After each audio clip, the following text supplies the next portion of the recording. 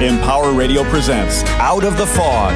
Join intuitive guide and spiritual teacher Karen Hager for lively, positive conversation with light workers, healers, and dynamic wisdom keepers.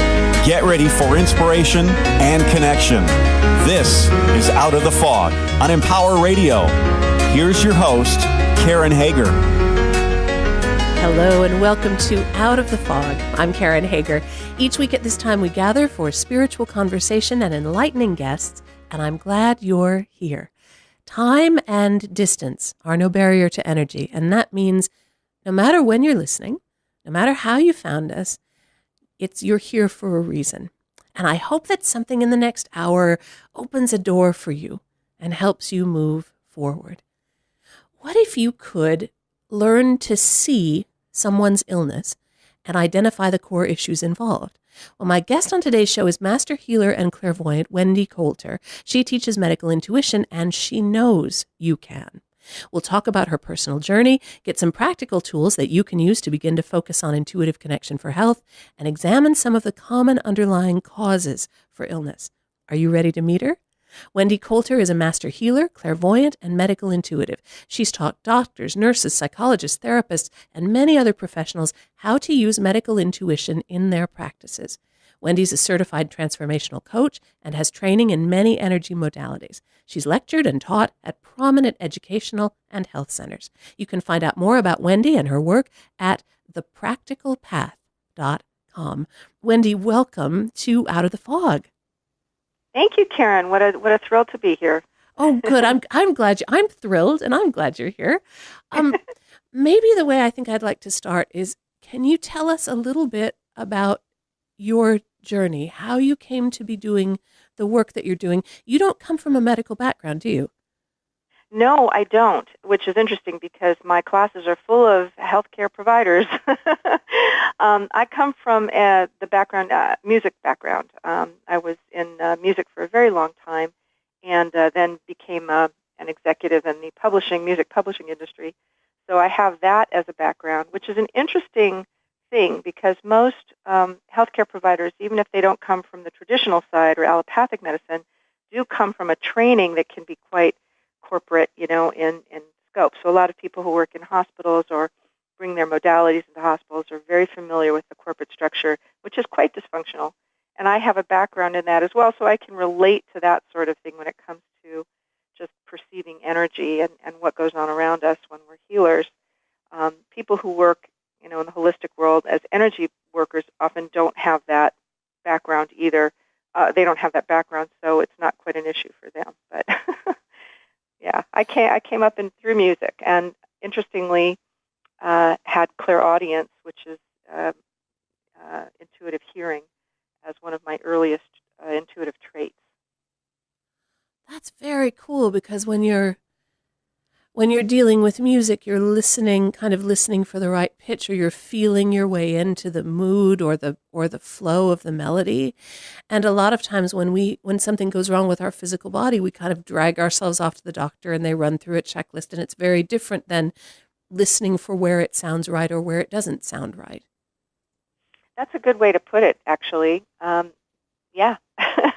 Not just listening, but feeling and hearing and sensing and getting information, through your cognizant senses. And I can talk a lot about the different kinds of intuition that we have to use that humans are pretty naturally hardwired for.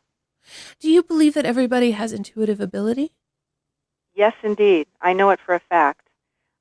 We're born with intuitive senses, and many of us have different kinds. And like I said, as a child, I heard music from a very young age. And in my head, just received it. Didn't know that I had some kind of special skill until one day. I have a memory. One day, I was about 6 or 7 years old, and I was humming a song in my head, and I asked my mom to turn the radio on because there was this song that I liked that was playing. And she turned it on, and of course, there was the song right there in that spot. And I found that I could do that over the years, but I will tell you that by the time I reached my teenage years, my preteen years, my girlfriends would look at me like I had, 3 heads and came from another planet. I stopped talking about it because I thought it was something everybody could do. It turns out it wasn't. And that's what a lot of intuitive people that's the kind of story a lot of intuitive people have. They have these extra senses, and they think it's normal, and then at some point in their life they're told it isn't, and they stop. And that's very, very common. I know. I will say, yeah, go ahead. Oh no, I was just going to say that I know for me that I heard my guides at a very early age, and one of my first memories of my deep spiritual path was telling my guides to shut up and go away, because it was weird and it was distracting, and I was already so painfully strange that having this other extra thing was just too much, and so I did what I could to shut everything down. Yeah, that's the story just about everyone that I've ever talked to and I've ever taught has in some fashion, and that would be called clairaudience, what you're describing, listening to the voices of your guides, similar to what I had with music. But there are all kinds of intuitive states. That's one. The one that there's two that most people relate to, which I'll talk about if you don't mind. Oh, yeah. Okay, the first one is called claircognizance, meaning clear knowing.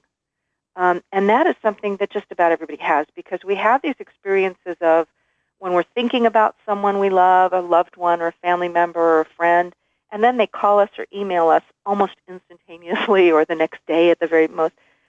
That's an intuitive connection that we tend to discount or call, what do we call it, synchronicity or coincidence. But really it's not. It's claircognizance, a sense of knowing. We see this with mothers and children, mother's intuition or women's intuition. These things have been called all kinds of things over the eons, but that's called claircognizance, just getting a knowing. I'll tell you who has very, very strong claircognizance are nurses, because they're actually told to use their instincts, but they're not told how to use them. So they can see a patient and just get a knowingness that something's not quite right. And that's an interesting thing. I've talked and taught a lot of nurses, talked to and taught them, and they all say that they get these hits of knowingness. It's not even a visual thing. It's just that they know something's not right. That's claircognizance.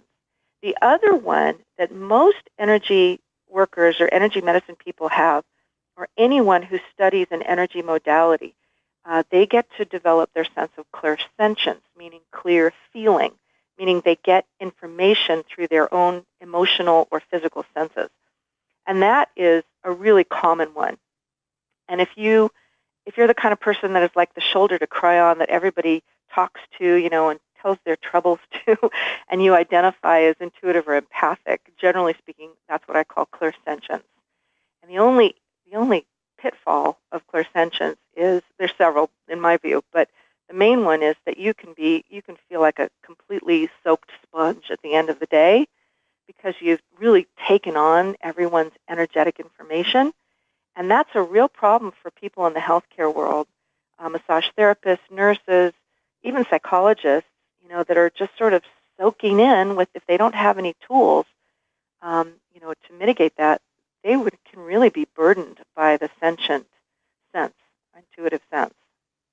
Can that, over time, one of the things that I'm passionate about and that I work with my students on is techniques to clear and release stuff so that you are only carrying what is yours.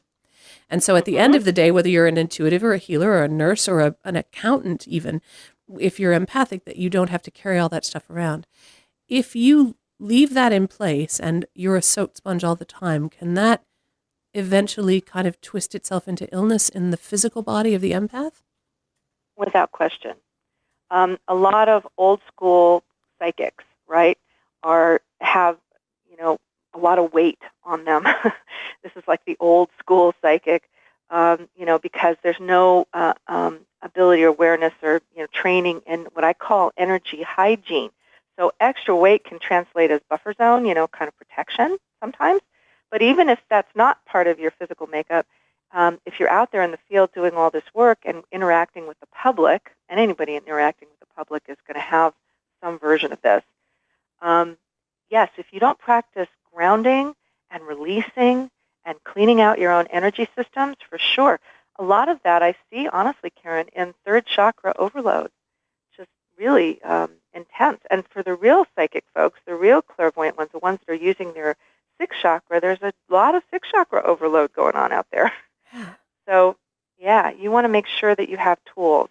and I do teach a series of tools on my website. It's called the Energy Essentials series, and these are a series of short audios, guided meditations, where I teach you how to ground and how to clean your energy and how to connect with your guidance and how to put up some protection layers of energy around you so you're not buffeted or bombarded, by other people's energy. There's a lot going on in the world today, and I think a lot of people are tuned into news 24/7, whether that's to our benefit or not. I think there's a pull into that area. For empaths, at least people who I speak with, there's a talk of that people talk about feeling overwhelmed and feeling very anxious and feeling like it kind of takes us all to a place where we might feel like we're holding the whole world and what we're holding is not positive. Is there something you could suggest for someone who who just turned off the news and is listening to this podcast about how they could clear themselves? Please turn off the news and listen to this podcast, by the way. When all this began, however long ago, a year or so and a half ago when we had the elections and all that, yes, it was very anxiety-producing for a lot of people. And I have friends who refuse to listen to the news no matter what. They just want the headlines and that's it, because they feel like they need to keep their energy, more calm and balanced. I kind of come from the other perspective in that if we look around at things in our life and we say, not that, not that, not that, what we're doing is we're still putting ourselves in the position of disempowering. Do you know what I mean by that? Like, we're looking at something and we're going, I don't have resources to handle this, therefore I'm not going to look at it. There's nothing wrong with that. I would, in many cases, agree with that. But we want to develop our energy to the point where we have the kind of skills and tools that we can look at anything and everything. And the reason I say that, Karen, is because as a medical intuitive, guess what I get to look at? Anything and everything. And if I'm looking in someone's energy and they have some kind of really awful early sexual abuse or emotional abuse or physical abuse going on in their lives that happened at some point in their history where trauma was created and brought forth, if I can't look at that clearly, I'm not going to be a good medical intuitive.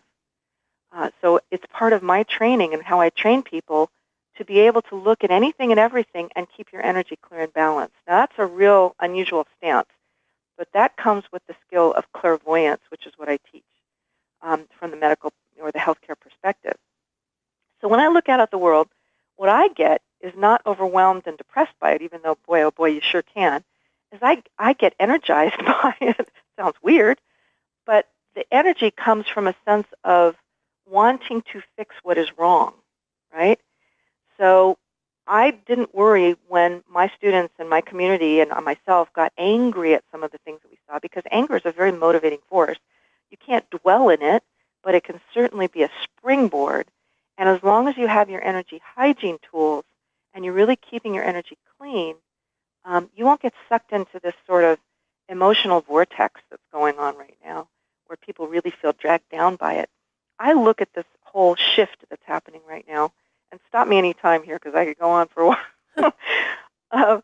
I look at this whole shift that's happening in the U.S., in the United States, and on the planet with climate change and political factioning and all this stuff, and I look at it as an evolution of our species, of humans.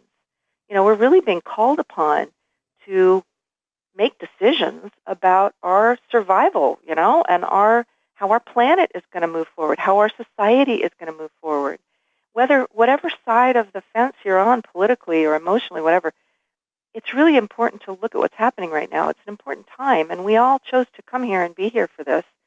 And I appreciate everyone's contribution, whether I agree with it or not, because it's furthering the conversation. So that's my perspective. There's also a feeling, I think, if you have those tools, if you're using those tools, if you're grounding yourself, protecting yourself, I'm a nut about daily spiritual practice, if you're in that daily spiritual practice, if you're keeping it clean, it means that you can look at anything and know that you don't look at it alone. So you look at it, yes, with your intuitive tools, but you're also looking at it with the help of your spiritual support team, whether that's your guides or whatever floats your boat. that we don't look at any of this alone. And I think when we stay in anger and we stay in those kind of, I don't want to say lower, like some are bad and some are good, but when you stay in something with anger, which is small and tight, you don't have you're not aware of your team with you as much as you are if you can release that into a kind of receiving of whatever it is and discernment.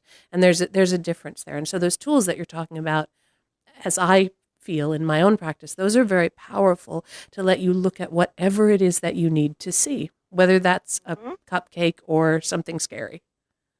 I like the cupcake theme here. I'm very focused. We have cupcakes in the studio. I'm very focused on the cupcakes. Cupcakes are wonderful. There are. Yeah, I will completely agree with you on that, Karen. And anger is only a place to leap off of. Use it as a rocket fuel. Don't dwell in it. Don't dwell in the negative emotional state. You want to raise your vibration. That's a lower vibration energy for sure. But it can be quite motivating. And that motivation, if it's positive motivation for you to, work on your local level, on your personal level, on your own awareness of, world events and all that sort of thing. Well, that's part of, listen, our guides, this is my experience, my guides anyway, my guidance will always, the focus of my guidance is to move me personally along my spiritual path, right? That's kind of what our guides do for us. They help us move along our spiritual path so we can, experience what we decided to come here for and all of our wonderful life lessons and all that great stuff. And, raise compassion and raise healing and all those wonderful things. Well, guess what? We're not only doing it on a personal level, we're doing it on a global, a planetary level. That's part of why we chose to be here in the first place, from my view. Now, that might be too big and might feel like, too much responsibility, and that's fine. It doesn't have to be that way. But on the level that our guides are working, yeah, that's what it is. I agree with you. Yeah. I agree, and it allows us. And of course we don't have to live that whole responsibility all in one go. No, you live it one breath at a time, which also gives you time, whether as a healer or as an empath or as a parent or a teacher or a nurse or whatever it is that however you show up and serve in the world. Understanding that you're doing it one breath at a time always gives you time to retool. If you do see something scary, if something comes up that bothers you, if something comes up that transports you, you can always take that breath and just do it one little bit at a time. Otherwise, you'll get swamped with the good stuff and with the not so great stuff. Yeah, I agree with you completely. The other thing is that there is a spiritual truth that I've lived by, and that is, when we raise our own vibration and we clean out our own energy every day, we do our meditation, we do our grounding work, and we don't we do what we need to do so that we can have a raised vibration no matter what's going on. We actually, just by the act of doing that, the one breath at a time, we raise the vibration of the world around us. Yes. That's a very, kind of broad, but realistic way to look at energy vibration and how to raise it, on the planet. What is it? Abraham Hicks says you can lie on a hammock on an island and pet your cat and, raise your own vibration, and the world around you raises its vibration as well because of your actions. So you're petting your cat action. And I love that because from an energy standpoint, I think that's absolutely right on. When we think about medical intuition, so we talked about clairsentience and claircognizance, clairaudience, clairvoyance. When you talk about medical intuition, what is that specifically? Specifically, it's clairvoyance, the clear seeing. And what a medical intuitive, how I teach medical intuition is to teach people how to view the physical body, meaning to scan all the physicality, the body systems, the anatomy, down to the cellular level. That's the visual part. And then there is the other part. So I'll talk about that first. What that is if someone comes to me and says, I have an issue with my digestion. Well, the first thing I'm going to do is I'm going to look at their digestive system. I'm going to look at their gut microbiome. I'm going to look to see how the food is digesting in the stomach, if there's any inflammation anywhere, just how everything is working together. I'm also going to look at their immune system, their lymphatic system, to see how their gut imbalance, if there is one, how their immune system is helping it or not. Does it need support? How these systems interact with each other, and how other systems interact with that, because the body is incredibly connected. The gut-brain connection is, pretty scientifically proven, and many other connections as well. So on the physical side, that's job number one of the medical intuitive. But job number two is looking for the roots of the issue. And that is actually twofold. One is the physical roots. So, if there is a gut imbalance, I'm going to look to see if the microbiome, what's going on there. Is there parasites? Is there this or that? That kind of stuff I'll get a look at. So that's like a roots of an issue. Is there stress that's leading to this imbalance? What's going on in their life? And many other aspects that affect the physicality. On the emotional side, I'm going to look for the traumas in their life experience that cause this imbalance to manifest in the first place. And many times, in fact, most of the time, it goes back to childhood experience, sometimes even in vitro experience, or times in their life where an impact, emotional, traumatic, it can be physical as well, but it always has an emotional component, sort of goes forward. It's like following a story back in time and then forward again to see where it applies to the person's physicality now. And that is where real healing happens, because what that does is knowing the roots of an issue allows for people to give themselves more permission to heal. There's a big misunderstanding, I think, or non-aware, what's the word? It's like a non-opportunity in many ways in the energetic healing field, because what energy healers are doing is they're just moving out congestion. They're moving out whatever comes in, whatever they can feel or discern in the energy field or the physical aspects. But getting to the roots of it is where they may or may not get, because people can walk out of your office and come right back the following week with the same issue. Yes.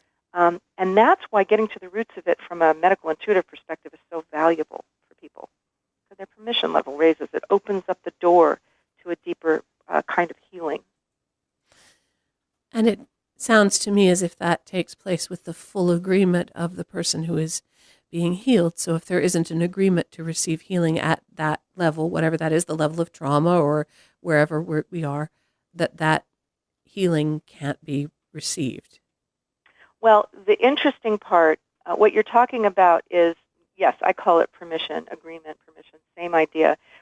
No one working with energy, or actually in any healthcare field, you have to have the either energetic, verbal, whatever agreement and permission of the client. So absolutely, but permission is a really interesting concept. And that has to do with something that I look at. So the other thing I look at from a medical intuitive perspective is, where's their permission level? Mm-hmm. How much permission do they have? What is their agreement for health here in this particular issue in their life? And very often I see very low permission level. So that my next question would be, not to them personally, but to their guidance, to their energy, to their physical body. Well, what's stopping the permission here? And that's a real missing piece in energy work, is finding out what's stopping the permission level. Because we want people to, be able to move through their issues and find healing and balance. But that permission level can be really hard to find if you don't use the medical intuitive tools. This is fascinating. I'm wondering, a question that comes up right away when you talk about scanning the physical system is whether or not I would need to have a complete and thorough understanding of human anatomy from the skin into the cellular, because that I just got terrified right there. And I know, it terrifies a lot of people. The answer is no, I don't. Oh, good. I didn't go to medical school, and neither did Caroline Mace, right, who is the godmother of medical intuition. She was a dancer or something like that. I don't remember what her history is, but she was not from the medical field. There are a lot of medical intuitives out there that are not. And you don't have to be. What I teach in my program is the basic 9 major body systems. There's actually 11, but I go over 9, probably 10 now, body systems, and we just go over basic things. Okay, what is the digestive system? What are the organs of the digestive system? What are they supposed to do when they're working properly? What does this look? We all know what a picture of a lung. We've all seen it. Pictures of lungs. Pictures of the heart, and that's pretty much all we need. I use a textbook called the Anatomy Coloring Book in the course because, number one, coloring books are just fun. And they take the fear out of it, and it's just like a reference point. I use these pictures of the anatomy, the different systems, as a map, literally a map. That's all I want to do is just look and see, well, where's the liver? Okay, it's on this side. Where are the kidneys? Okay, they're in the back. That's all I need to know, really, so that I know what I'm looking at when I'm looking at it. And Wendie, we're right. Part of the map of this program is that we're right up against the break. And so we're just going to take a quick break here. You're listening to Out of the Fog with Karen Hager, and I'm talking with Wendie Colter. She's a master healer. She's a medical intuitive, and her website is thepracticalpath.com. When we come back after this break, I want to talk to Wendie about some practical tools we can use to get a look at our own bodies and much more. We'll be right back after this.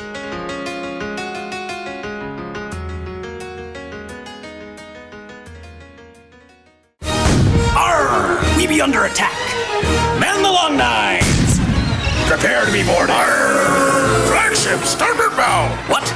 No, not by the enemy flagship. By garbage. Me beautiful ocean be full of it these days. It flows in from rivers and drain pipes. Many of folk don't know that when they throw trash on the ground, it eventually makes its way into the ocean. How can I enjoy sail me bonny seas with all this trash in it? Why, there's soda pop bottles, plastic bags, even stinky leftover takeout. Fire at will, men! Lend us a hand by always recycling and disposing of your trash properly. If you don't, I'll make you walk me plank. Nah, just kidding. Seriously though, learn more what you can do to keep the oceans healthy at keepoceansclean.org. Brought to you by the Keep Oceans Clean Alliance and the Ad Council. The Empower Meditation Channel. Non-stop meditation music 24 hours a day in the new Empower radio app. Music to empower your meditation, help you relax, sleep, or provide a calm background while you work. The Empower Meditation Channel is interruption-free. Listen now with the Empower radio app, free in the App Store, or listen online at empower.fm. Soothe your soul, calm your mind. The Empower Meditation Channel. Today might be the day I drop out of school. Today could be the last day I try. My parents alone can't stop me. My friends can't even stop me. But you might be able to. With United Way, you could tutor me, be my mentor, or volunteer to just read with me. If someone had helped me earlier, I might not be struggling. And studies prove that kids who read well by 3rd grade are more likely to graduate. There are tons of ways people like you can help kids like me stay in school. And United Way is calling for you to be one of them. Because it takes 12 years to create a graduate. It takes about the same time to create a dropout. And the difference between me becoming one or the other could be you. Make me a success, not a statistic. Take the pledge to volunteer now at unitedway.org. Brought to you by United Way and the Ad Council. Okay, what are you wearing right now? Nothing. That's right. So mommy's going to teach you how to dress yourself. Underwear always comes first, name tag at the back, then pants, then shirt. Get the first button in the right hole or you have to start all over. Socks going first, then shoes, right on right, left on left. With shoelaces, just take the ends, cross them over, switch the loops, the rabbit goes down the hole, pull tight, and you're left with bunny ears. Got it? Why are your pants on your head? Most parenting's hard to do in just 2 minutes. But 2 minutes twice a day making sure they brush their teeth is easier, and it could help save them from a lifetime of tooth pain. Visit 2min2x.org to find out more. A message from the Partnership for Healthy Mouths, Healthy Lives, and the Ad Council. And now back to Out of the Fog with Karen Hager on Empower Radio. EmpowerRadio.com. Welcome back to Out of the Fog. I'm Karen Hager, and I'm talking with Wendie Colter. She is a medical intuitive, a clairvoyant, and a master healer, and you can find out more about Wendie and her work at thepracticalpath.com. While you're on her site, take a look at the Energy Essentials series, which is a series of audios to help you learn some of the basic tools that we talked about in the first half of the program. So Wendie, before the break, we sort of broke down for us the way that a medical intuitive looks at a client or looks at the patient, starting with scanning the physical level from the skin to the cellular level, and then looking at what's held underneath, what are the root issues. And I'm wondering, you said luckily we don't need to know a lot of anatomy, that's good. I'm wondering when you're teaching students to visualize the physicality, that's the right way to say it. So I'm clairvoyant and I'm a professional intuitive in my work. A lot of what I receive is in metaphor, as in symbol, is in color or sound or words that mean something to me that I'm then supposed to pass along. When students work with your method, are they visualizing the literal gallbladder of the person that they're working with, or is it a metaphor? Do you know what I mean? Yeah, I totally get what you mean, and I think most clairvoyants out there will understand what you're talking about. And one of the great things about clairvoyant training is learning to visualize symbols and things like that. So the answer to that is both. So not only am I looking at, we started with intestines, am I looking at the large intestine, the small intestine, and I'm sort of going in there like, the old movie where you get really small and you go in and you look at things. So not only is it journey into the body, but it's also metaphorical. So I will see whatever the body wants to show me. And sometimes it'll show me literal representations of inflammation and lesions and bone scars and, physical scarring and things like that. And sometimes I'll see metaphoric or symbolic representations of that. Like, for example, I looked at someone's kidney some time ago, and it looked like a dried-up prune. Well, it was not a dried-up prune. It was a functional kidney, but it was in need of hydration and a few other things and some minerals and whatnot. So it came forward as a visual symbol. However, I can ask it to show me what it really looks like in real time as an actual kidney, functional kidney, as well. Because who's in charge here? I'm going to look at what the body wants to show me, but I can also ask questions and get more clarity. So both is the answer to that wonderful question. And can anybody do this? I mean, that it's amazing to me because you're talking about not pretending to scan someone and then making something up. Oh, it looks like you need to drink a glass of water. You're talking about actually visualizing the physical and energetic function of another human being. So can anybody do this? Yes. That's the most wonderful thing about this. With the right teaching, it's like learning a language. If you go to Italy and you don't know a speck of Italian, you're going to be like, I don't know, right? But if you learn Italian, you're going to be able to discern things. You're going to be able to pick up words and even construct sentences. And of course, with our with our iPhones and our translator things, we don't need to do that. But if you really wanted to learn the language and all the subtleties of it, you would study. And the same thing it goes for clairvoyance and medical intuition in specific. It is an absolutely learnable skill.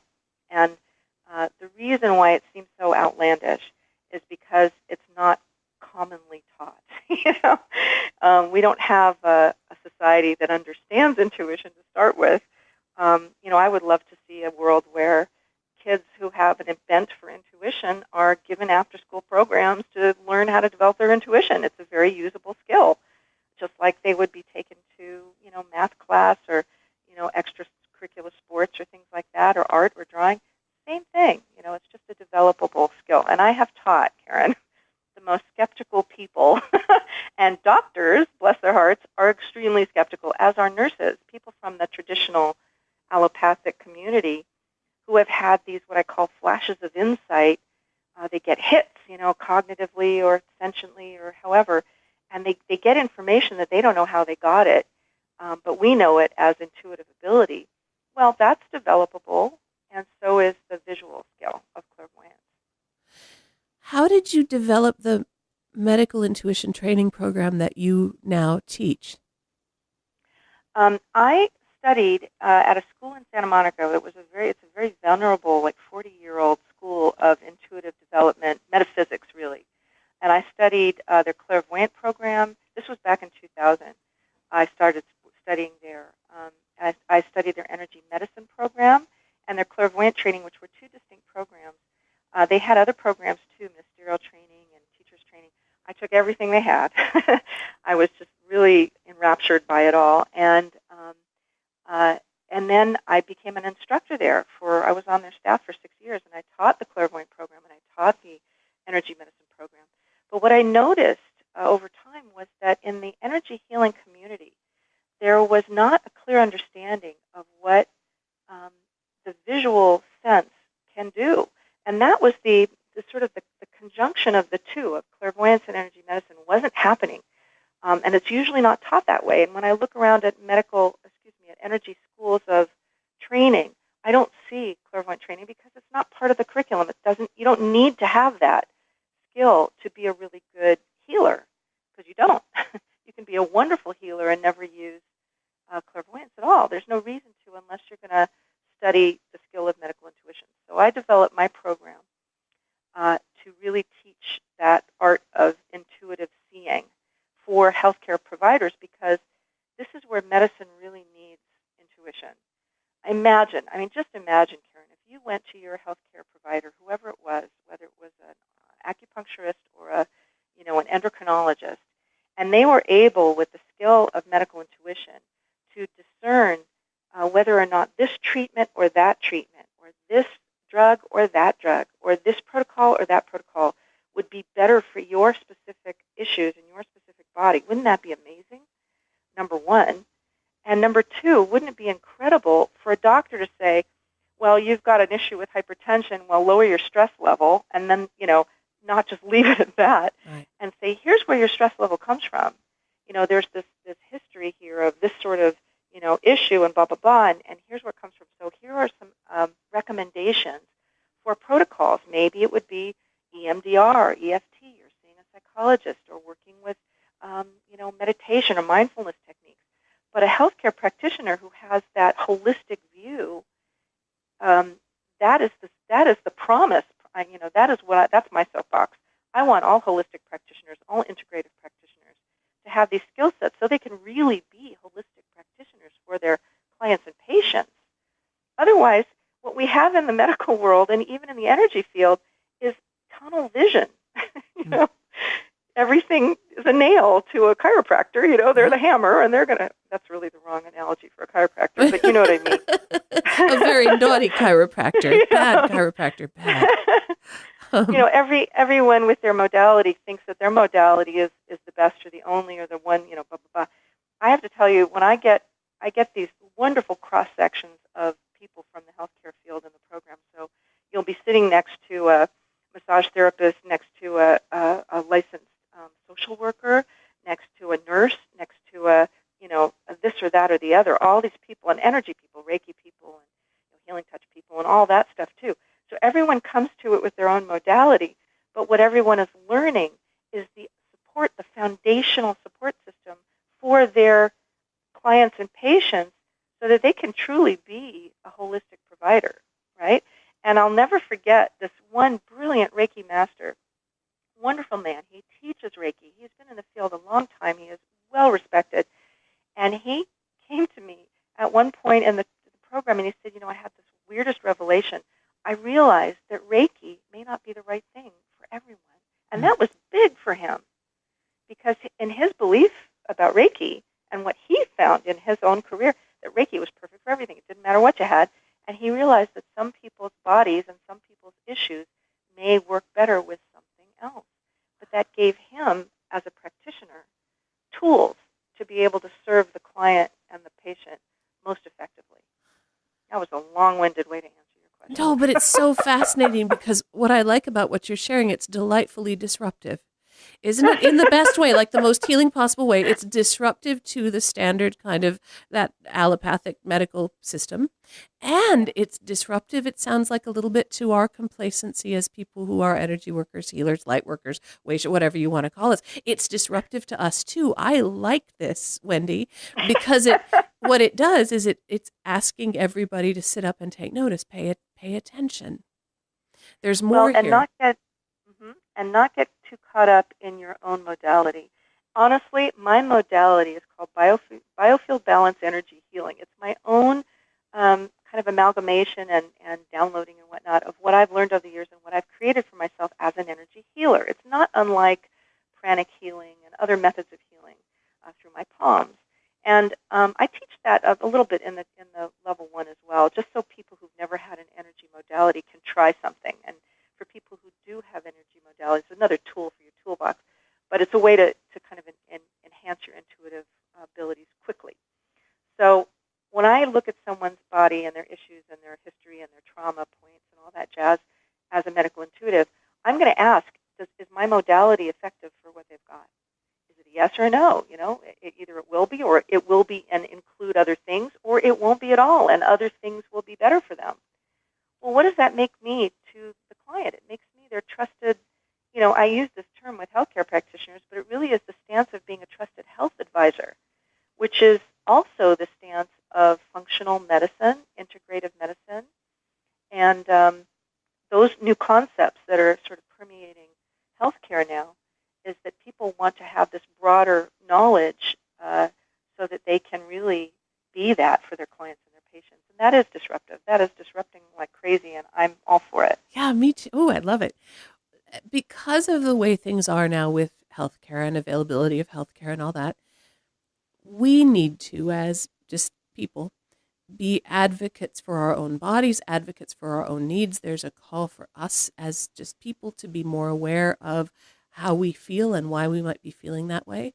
I wonder if there is anything you can share with the listeners that might help us learn to take a look at our own bodies so that I wonder if you have any tools for how we can get more information for ourselves. Thank you so much for asking that. That is a right-on question. I have a guided meditation I'm going to really advise everyone to take a listen to who want to learn how to use visual skills for their own health care and their own self-care called Your Body's Wisdom. It's on the guided meditation site on the website. Your Body's Wisdom will walk you through a guided visualization you can do on your own. Once you've listened to it, you can do it on your own, where you get into a quiet meditative state, you ground, you breathe, and then you start visualizing as if you're looking on a computer screen a physical issue that you might have. And it's a good idea to get very specific. So if you have, for example, diabetes, that affects a lot of systems.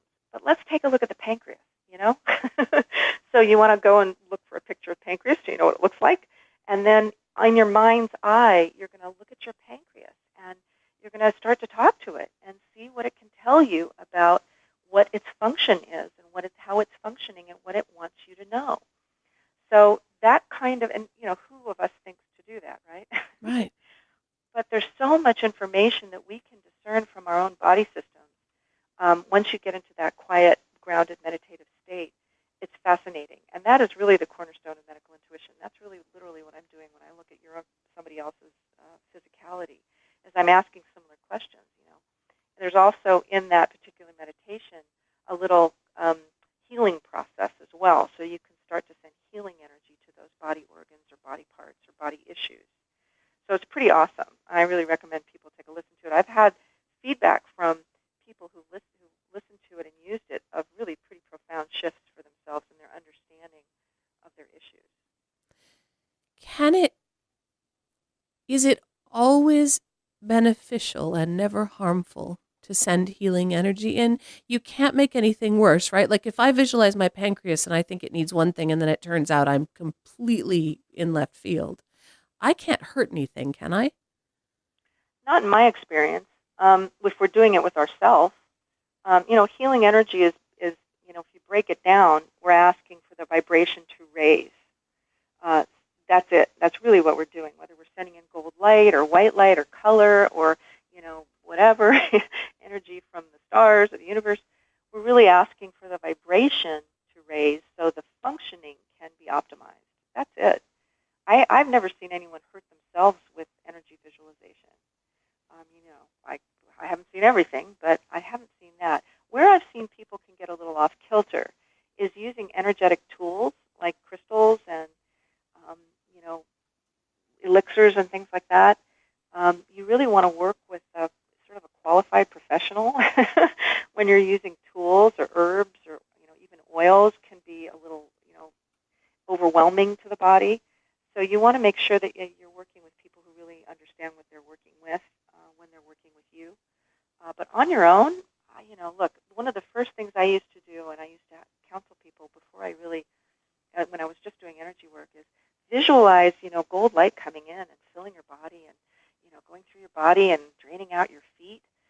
That is just so beautiful, coming in through the top of your head, universal energy, just sparkling and cleaning everything out. You can even visualize it as a stream of water, bubbly, sparkly water, cleaning out everything. I used to do that before I went to sleep just to calm my body down. So I think visualization is a pretty benign tool, but that's my perspective. Well, and for me, it goes back to that thing we talked about before about how it's not just you, that we don't do this alone. So when you're visualizing, when you're in that meditative state, and when you've connected in a clean way, at least as I understand it, there are some safeguards built in when we go gently into our own bodies or whatever it is that we're doing. There's that, we've set that intention that we do it for the highest and the best good, as you say, to raise the vibration. And I don't see that it could hurt you. Well, I'm not an expert in that. I can just tell you that I've taught people, for many, many years how to do this technique, and I haven't heard anybody complain about that. Yeah. And I actually, so that would be something I just haven't run across.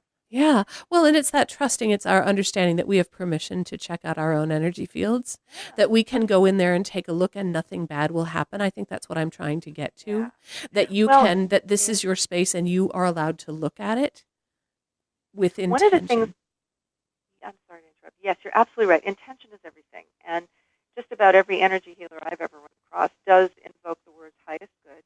That is absolutely magic phrase for compassion and safety and intention. I'm less concerned about people working on themselves than other people working on them. That's you want to discern the energy of your healer and make sure it feels right to you. That feels like a good match. That's really important. How do you tell if your healer is a good match? Wow. Well, I have tools and skills I teach my classes, but I would say for the average person, trust your gut, trust your intuition. We all have that gut instinct, and I imagine your listeners are fairly well versed in a lot of this, but even if they aren't, trust that little inside voice that says this isn't quite the right person. And sometimes you want to feel things out and try things a little and see how you feel. But my experience is that our bodies don't lie. They kind of tell us what's going on. Even if we are having trouble hearing it, there's always some information that we can discern. Can you share with us, I'd love to hear a kind of a story or an example of how you might work with someone who came to you, just to get an idea of the whole process and how it works on a real person. Yes, absolutely. I have a number of stories I tell. I'll tell you one I wrote about in an article I wrote for an energy medicine journal.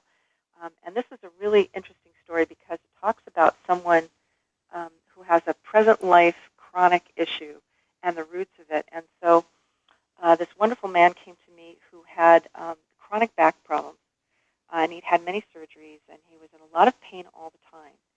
And he had no memory of when this started. He said it's been with him his whole life, right? And he didn't get any information from his parents, or there was no family stories about how this happened.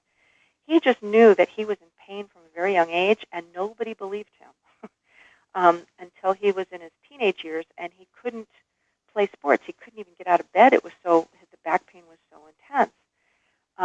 And then, of course, rushed him to doctors and got on pain medications at a young age and, fought that whole addiction thing. And it was really a big mess. So when I looked at his back, his lower back, I did see, fused vertebrae and, a lot of issues. And I did see scarring from, surgeries and whatnot. But what he wanted to know was where this darn thing started and what he could do about it now. Fascinating to look at this. So I asked his guidance in his body where this thing started, and it showed me a scene from his life, which is the medical intuitive perspective. We want to look for these trauma points. What I saw was when he was a toddler, couldn't have been more than 4 or 5 years old, he fell off a little, he was toddling along, he fell off an embankment. He was with his older brother, and his parents weren't around. They were nearby, but they weren't watching. He fell off this little embankment and impacted his lower back on this concrete. It looked like, the kind of parking thing that you drive your car up to and you park your tires against it, in a parking lot. It was just, a low concrete thing. And he fell onto his back, and it injured his lower back. Now, he was a little guy, right? And he cried, and there wasn't any he wasn't pre-verbal, but it was in that kind of time where he really couldn't express himself. So that injury happened then, and there was pain, there was emotional trauma, physical trauma, and then the continuing pain of it that never healed. And then we had other scenes from his life where he was trying to explain how much pain he was in, and the doctors were saying, you're a kid, you can't be in that much pain, blow it off. That was the kind of information you heard. So not only did he have the physical trauma, he had this emotional trauma of not being heard, understood, grief, pain, frustration. All this stuff is caught in his back now. It's not just the inflammation and the damage to the spine and whatnot. So as he, grew up, he started, dealing with it on a medical level. And when he got to me, his questions were, number one, is this ever going to go away? What can I do to help myself? And where did this begin? So the knowledge of where, and I'm looking at his permission level too, as we talked about earlier. Where's his permission to heal? How much permission does he have to really release here? And then there's the physical issue of just literally what can happen with fused vertebrae and whatnot. Hearing from him, just to hear the origin of his issue was huge for him. His permission level just moved forward in an enormous way because it validated his experience, right? It just completely validated all those years of being told you're not feeling what you're feeling. So that was number one for him. So his permission level raised, and as it raised, I'm looking at his spine. I'm asking and not only his spine, but his muscles and, all another more parts of his bone structure as well, and his muscular system. What can we do here? And he'd been very resistant to things like acupuncture and certain other kinds of therapies, craniosacral, and things that could really help align. He'd just been resistant to it. He felt that it couldn't help him. But his body was saying, these things can help. So I was telling him what I was seeing, what his body was saying, what his guidance was saying. And he left that session with a lot more information for himself on how to move forward in his healing process, and an enormous shift in his energy in terms of his own self-acceptance, because his third chakra was being impacted here. His own sense of self-worth and his own ability to understand and discern his own feelings, right? Wow. So, yeah, I know, it's powerful, isn't it? It is. Oh my gosh. And I know we're coming up to the end, and I want to be sure, tell people, please, how to find you online and talk about these trainings now that you do. Yes. The medical intuitive training is a one-year program, but I break it up into 4-month chunks so people can, because scheduling can be an issue sometimes. So if you can commit to 4 months, you can learn level 1, and then level 2 is another 4 months, and then there's a master intuitive program. Now, I teach these classes 1 weekend intensive per month for the 4-month chunk, the 4-month semester.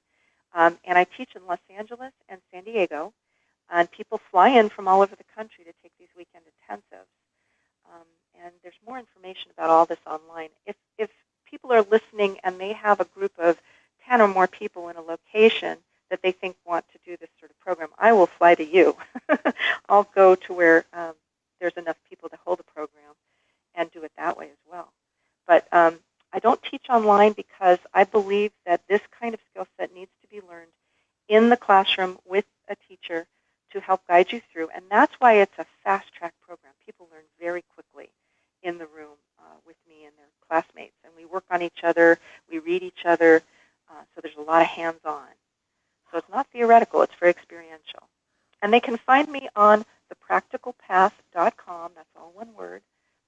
And the phone number is 877-433-6611. Oh boy, I hope that's It's on the website. Wendie, thank you so much for being on the program. What great fun to talk to you, and I thank you for sharing with us today. Karen, thank you. What a pleasure. I really appreciate it. Thank you. That is Wendie Colter. She is a medical intuitive trainer and a clairvoyant and a master healer. Find out more about Wendie and her work at thepracticalpath.com. There are some guided meditations there for you to look into about your body's wisdom. You can also check out the medical intuition training that she offers in Los Angeles and San Diego. That's at thepracticalpath.com. And I invite you to check out my website as well. I'm at KarenHager.com. Let me know your feedback about the show. And I appreciate you listening today. Together, we are spreading a little more light in the world, and a little more light is always a good thing. Until next time, I'm wishing you peace.